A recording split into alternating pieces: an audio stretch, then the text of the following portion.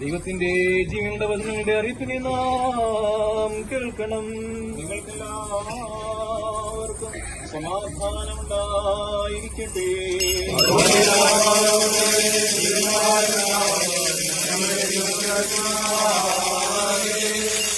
നൽകുന്ന പ്രഖ്യാപനമായ നമ്മുടെ കർത്താവേ മിശിഹായുടെ വിശുദ്ധേവെങ്കിലും ലോകത്തിന് ജീവന രക്ഷയും ഘോഷിക്കുന്ന ലൂക്കോസ് എഴുതിയ സുവിശേഷത്തിൽ നിന്ന്